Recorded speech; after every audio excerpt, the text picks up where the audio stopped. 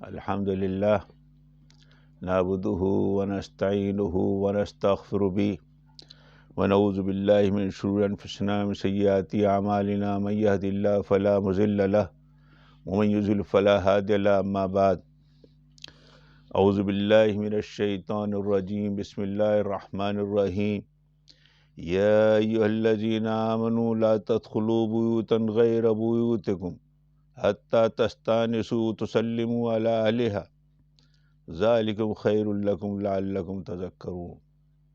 صدق اللہ العظیم۔ یہ سورہ نور کی 27ویں آیت ہے جو میں نے تلاوت کی۔ میں نے یہ بات عرض کی تھی، سورہ نور کے سلسلے میں جب سورہ نور شروع کی گئی ہے تو اس میں اللہ تعالیٰ نے فرمایا ہے سورۃ انزلناہا وفرضناہا، ہم نے سورت اتاری ہے، اس میں جو احکامات ہیں وہ فرض کیے ہیں۔ بعض ایسی چیزیں ہیں جو فرائض و واجبات کے درجے کی ہیں، انہیں ہم وہ ہلکے سے لیتے ہیں اور ان احکام پر عمل نہیں کرتے، جس سے ہم بہت گناہ گار ہوتے ہیں۔ حضرت عباس رضی اللہ عنہ نے فرمایا واجب التعمیل حکم ہے، اس میں ذرا سی سستی تبدیل ہوگی۔ حضرت عباس انکار آیت قرآن کے شدید الفاظ سے تعبیر کرتے ہیں۔ اب تو لوگوں کو واقعی اس احکام کا ایسا انداز کر دیا ہے کہ گویا ان کے نزدیک قرآن کا احکام ہی نہیں ہے گھر میں داخل ہونا۔ یہ بات ذہن میں رہے، شریعت محمدیہ نے آ کر یہ کام کیا کہ صرف گناہ سے نہیں روکا، گناہ کی طرف جانے والے راستوں سے بھی روکا ہے۔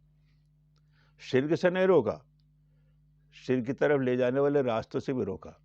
یہ نہیں کہا زنا مت کرو، لا تقربوا الزنا، زنا کے قریب بھی مت جاؤ۔ زنا کے قریب آج پہ کیسے جائے گا؟ بے پردگی ہوگی۔ بقول ایک عربی شاعر کے، جس کا ترجمہ یہ ہے کہ پہلے نظر، پھر مسکراہٹ، پھر بات، پھر ملاقات، یہاں سے ابتدا ہوتی ہے۔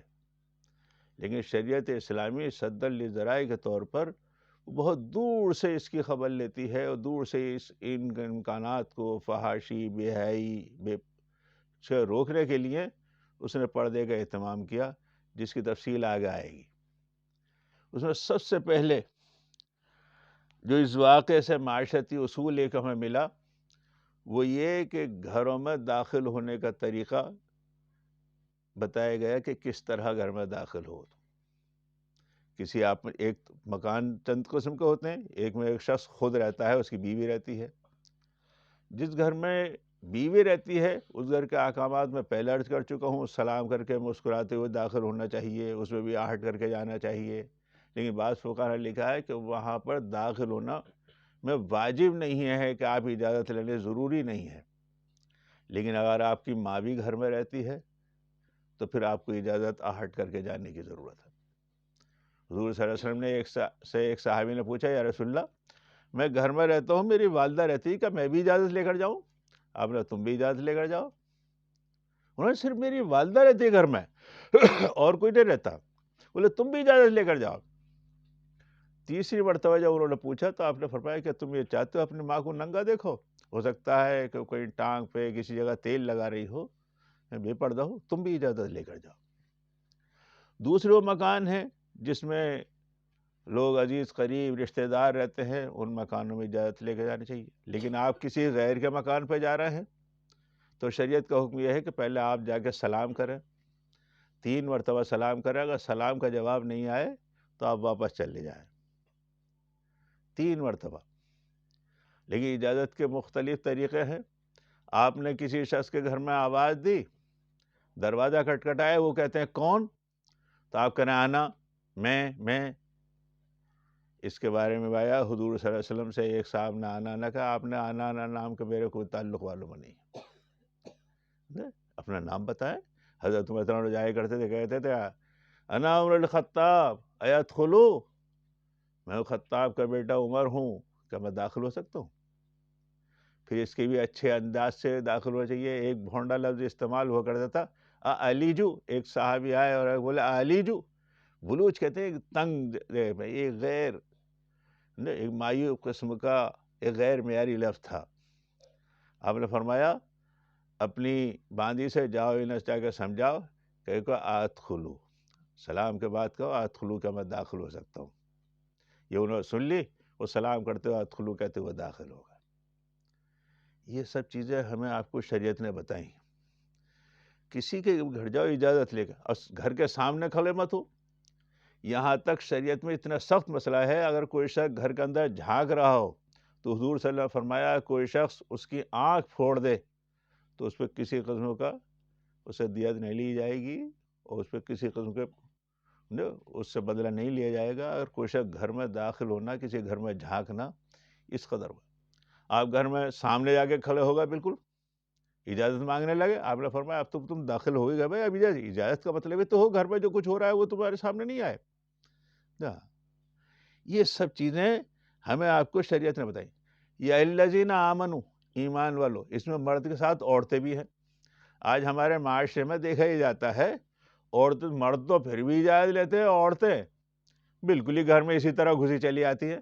نہیں، عورتوں کو بھی کسی گھر میں اجازت لے کے جانے چاہیے، بغیر اجازت کے نہیں. حضرت عائشہ کے پاس 4 صحابیات آیا کرتی تھیں، وہ کہتی ہیں ہم کبھی بغیر اجازت کے گھر میں داخل نہیں ہوئے.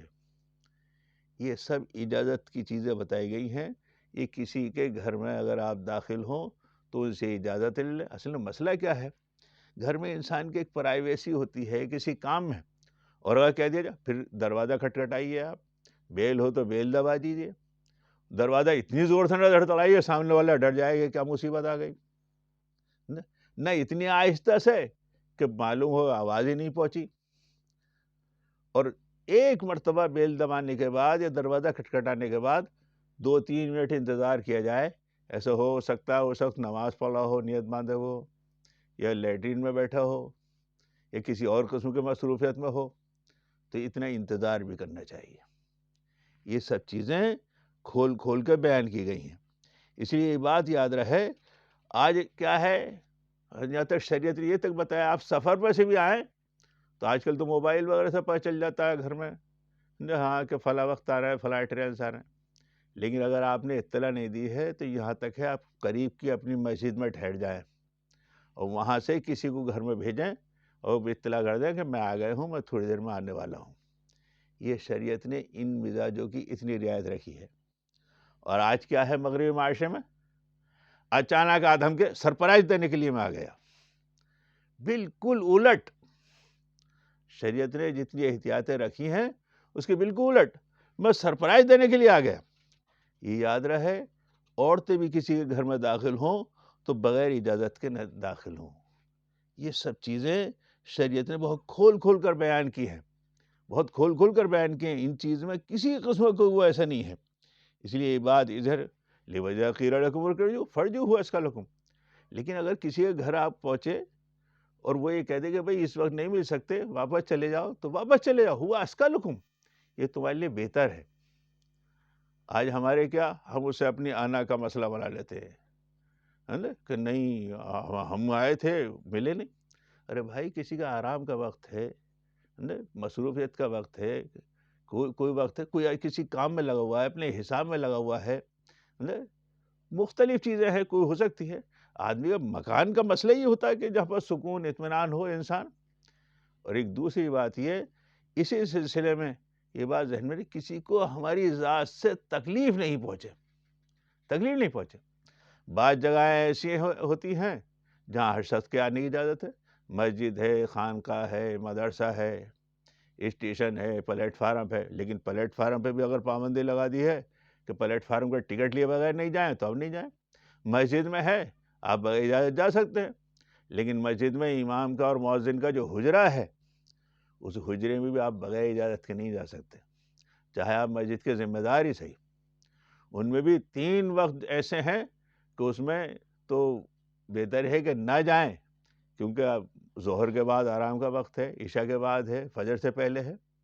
ان میں بہت ہی زیادہ ضروری ہو تو کھٹکھٹا کے اجازت کے بغیر ان کمروں میں بھی نہیں جا سکتے. اس لیے بات یہ ذہن کے اندر رہنی چاہیے، شریعت نے یہ سب چیزیں ہمارے اور آپ کے لیے ایک ایک کھول کر رکھی ہیں. کوئی ایک چیز، اصل میں جب معاملہ یہ ہوا کہ حضرت عائشہ پہ تہمت لڑنے لگی، نبی کی بیوی، صدیق کی بیٹی، حالات یہاں تک آئے تو پھر شریعت نے ہمیں یہ احکامات دیے کہ بہت دور سے اس چیز کو روکا کہ کہیں ایسا نہ ہو انسان کی نظر پڑے، گھر میں بے پردگی ہو، اس سے بے حیائی اور فحاشی پھیلے. معاشرے کو بے حیائی اور فحاشی سے بچانے کے لیے اس طرح کے احکامات دیے گئے. اسی کے ذیل میں یہ بھی کہہ دیا گیا وہی جب کہہ جائے واپس چلے واپس چلے، لیکن ایسا نہیں ہے کہ کوئی آپ سے آپ ملنے کے لیے آیا ہے آپ بلا وجہ اسے واپس کرنے لگے. اس کی لوٹ بھی ہے. بہتر یہ ہے کہ زیادہ کوئی شخص آئے، ان لزور کا علی کا حق، تم سے جو ملاقات کرنے کے لیے آئے اس کا حق ہے کہ اس سے ملاقات کی جائے، ملاقات کی جائے. بلا وجہ ہی آپ منع نہ کریں اور بلا وجہ واپس نہیں بھیجیں. اس لیے یہ بات ذہن کے اندر چاہیے. اسی کے ذیل میں فقہا نے چند چیزیں لکھی ہیں ٹیلی فون کے سلسلے میں. اب مسئلہ یہ ہے کہ آپ ٹیلی فون کسی کو کر رہے ہیں، یہ دیکھ لیں کوئی وقت ہے نہیں ہے ان کا ملاقات کا. اگر آپ کو لمبی بات کرنی ہے تو پہلے پوچھ لیں. اب ہوتا یہ ہے کہ کسی گھر ٹیلی فون آئے، گھنٹی بجے، موبائل پہ آئے تو آدمی کھانا بھی کھا رہا تو ایک دم سے اٹھا لیتا. اب آپ نے لمبی گفتگو شروع کر دی. پہلے پوچھ لیں مجھے چند منٹ چاہیے، آپ اس وقت فرصت ہوگی کیا؟ آپ کو فرصت ہوگی کیا؟ آپ کو ہندوستان کے بارے میں تو مشہور ہے، یہاں تو رونگ نمبر پہ بھی آدمی آدھے گھنٹے بات کر لیتا ہے. یہ بات ذہن کے اندر نہیں چاہیے. آدمی مختصر بات کرے. دوسری بات یہ پوچھ لے کہ آپ کے پاس فرصت ہے اس وقت تو میں بات کرتا ہوں، یا پھر ایسی وقت نہیں کرے، ان کا آرام کرنے کا وقت ہے، سونے کا وقت ہے، پتہ چلا کہ آپ کسی وقت فون کرے جا رہے ہیں. یہ ایسا نہیں ہے. دوسرے کی اس چیز کی تکلیف کو دیکھنا چاہیے، کیونکہ آدمی کا ہاں پھر ایسا بھی ہے، آدمی کا پرائیویسی ہوتی ہے، اس کا وقت ہوتا ہے. کسی وقت آپ فون کرے جائیں، لمبی گفتگو ہو جائیں، غیر ضروری گفتگو کرے جائیں کہ بابو ہاں اور سنائی، پھر اس میں اور بھی پریشانی ہے. جیسے اس میں کہا تھا آنا، اس میں موبائل پہ فون کر رہا ہے، پہچانا. میں تو بند کر دیتا ہوں، جب پہچان لوں گا تو کر لوں گا. بھائی اپنا نام بتایا چاہیے. حضرت عمر نے کہا انول خطاب ادخلو، میں خطاب کا بیٹا ہوں، کیا داخل ہو سکتا ہوں؟ اپنا نام بتایا میں فلاں بول رہا ہوں. بلا وجہ دوسرے کے ذہن پہ بوجھ ڈالنا، یہ بھی شریعت نے ان چیزوں کی بڑی رعایت رکھی ہے. ہاں ٹیلی فون کی گھنٹی بجے جا رہی ہے، آپ اٹھا ہی نہ رہے، نہیں، یہ بھی اسی ذیل میں لکھا ہے فقہا نے، ان لزورک علیک حق، جو تمہاری زیارت کے لیے تم سے بات کرنا چاہ رہا ہے اس کا حق ہے کہ اس سے بات کی جائے. بلا وجہ ہی ایسا نہیں کہ آپ فون نہ اٹھائیں. ایک بات یہ، جب کسی کے گھر پہ جاؤ تو ایک تو سامنے نہیں کھڑے ہو، سائڈ سے بچ کر کھڑے ہو. یہ سب چیزیں ہمیں اور آپ کو شریعت نے بتائی ہیں تاکہ ہمارے گھروں کی اصلاح ہو. یاد رہے ان چیزوں کا اہتمام جب تک شریعت میں رہا، گھر جو ہے گندگیوں سے، بے حیائیوں سے، فحاشیوں سے اور زنا اور قسم کے عوارض سے وہ محفوظ رہا. اللہ تعالی ہمیں سب کو ان باتوں کا خیال کر اپنے گھر میں داخل ہوں اسلام کے طریقے سے. دوسرے گھر پہ جائیں تو اجازت مانگ کر، ایسا نہیں ہو کہ مصیبت بن کر کسی کے گھر پہ چلے جائیں ایک دم سے. اللہ تعالی ہمیں سب کو ان احکامات کو سمجھنے کی اور زندگی میں لانے کی توفیق نصیب فرمائے. وآخر دعوانا الحمدللہ رب العالمین.